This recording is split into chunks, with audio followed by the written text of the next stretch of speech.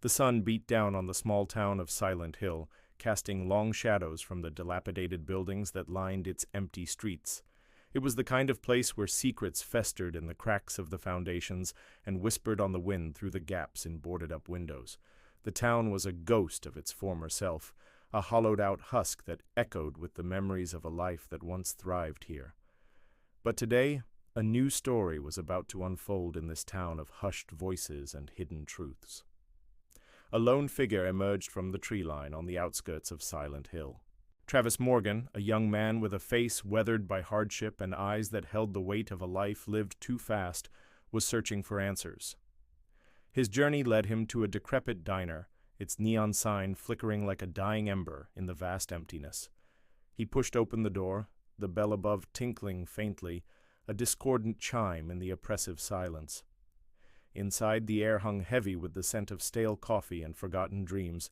Tables were overturned, chairs lay strewn about as if an invisible tempest had swept through, leaving behind the debris of a struggle that had long since ended. In the corner booth sat a woman, her silhouette stark against the backdrop of the window. Her name was Maggie, and she was a keeper of stories, a collector of secrets. She had eyes that held the wisdom of ages, her gaze steady and penetrating, like an eagle's peering into the depths of the sky. Her lips, though etched with the passage of time, curved into a welcoming smile.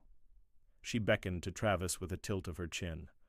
There was a quiet strength in her posture, a resilience that spoke of battles fought and won in the desolate landscape of life. As Travis approached, the floorboards groaned under his weight, each creak a lament for the town's lost glory. He pulled up a chair, the metal legs scraping against the floor, and settled in. The diner, with its chipped formica counters and faded red vinyl booths, was a microcosm of Silent Hill itself, a place where the past was never truly buried. "I'm looking for information," Travis began, his voice rough with disuse. He hesitated, weighing his next words carefully. "About my father." Maggie nodded, her eyes unwavering. "Samuel Morgan," a name whispered in fear. "And reverence in these parts," she said, her voice raspy yet melodic. "What do you wish to know?" Travis ran a hand through his hair, the gesture a lifetime of worry etched into it. "Everything. Who was he? What happened to him? Why did he leave me with nothing but stories of monsters?" A shadow seemed to pass over Maggie's face, momentarily obscuring the kindness in her eyes. "Samuel was a man of science," she began slowly, "a seeker of knowledge in a world that often valued ignorance." She paused, her gaze drifting to the dusty window. "He delved into forbidden lore, dabbled in rituals that should have remained undisturbed." Travis leaned forward, his curiosity battling with a growing unease. "What kind of lore? What kind of rituals?" Maggie turned back to him, her eyes filled with a somber light. "Things best left buried, child. Some doors are best left unopened. Some truths are best left undiscovered." Travis, however, was not a boy anymore.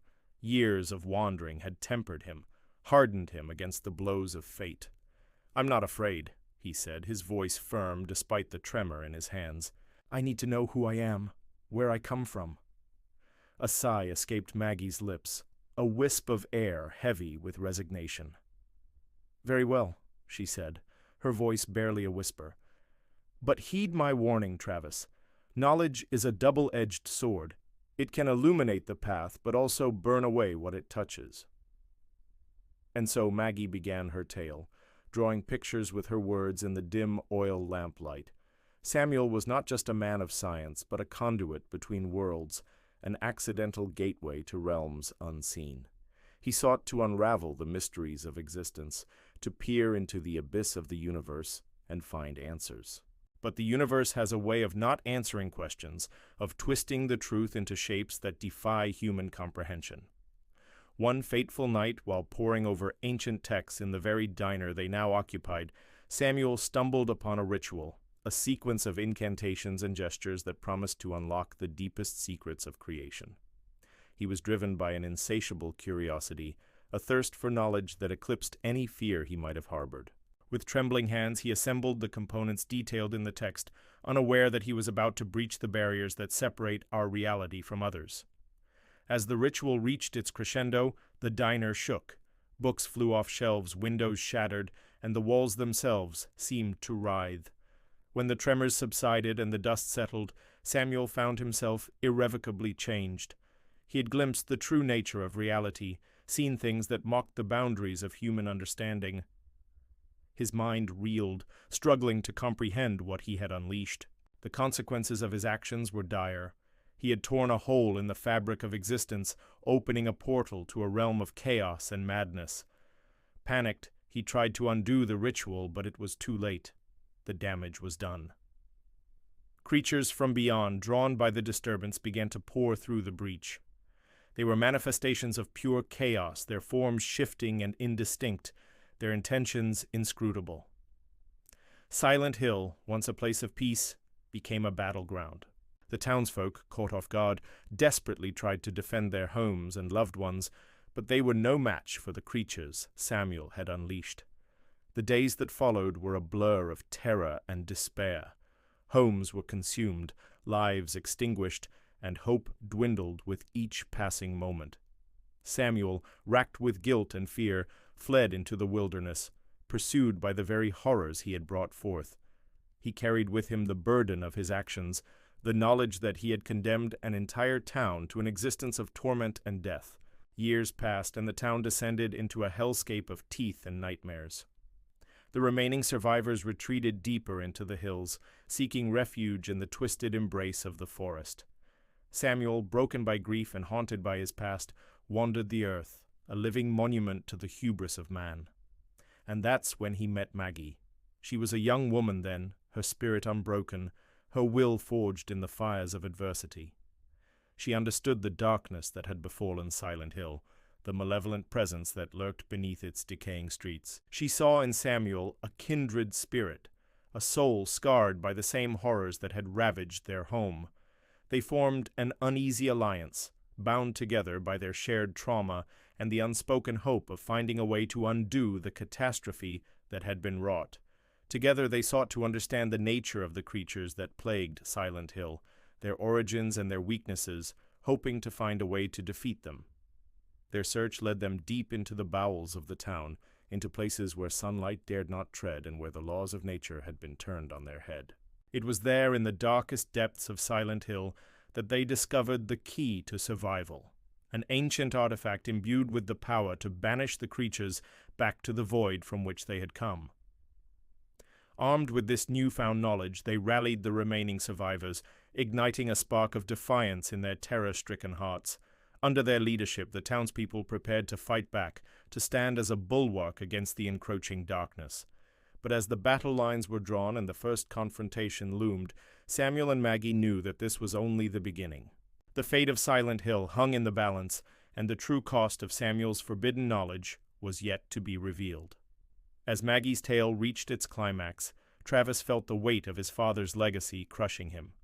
He looked at the diner around him, seeing not a relic of the past but a battleground where his father's ambitions had run afoul of cosmic truths that should have remained hidden. "What do I do?" Travis asked, his voice hoarse. "How can I fix what he started?" Maggie's eyes, pools of ancient wisdom, held his gaze. "You already have begun to fix it," she said softly. "By seeking knowledge, by facing your fears, you've taken the first steps. Your father's journey was one of arrogance. Yours, I see, is tempered with humility. That is your strength, Travis." As dawn painted the sky in hues of gray and orange, Travis rose to leave. Outside, the skeletal trees clawed at the sky, their branches like gnarled fingers. Silent Hill awaited, its secrets stirring in the wind. "Thank you, Maggie," Travis said, stepping out into the dawning day. "I have a lot to think about." Maggie watched him go, a wistful smile touching her lips. The diner, with its chipped paint and faded grandeur, was once again bathed in the warm glow of morning. The sun, oblivious to the town's suffering, poured its golden light upon Silent Hill, casting long shadows that danced with the secrets of the past. For in Silent Hill the line between light and darkness was as razor-thin as the veil between worlds.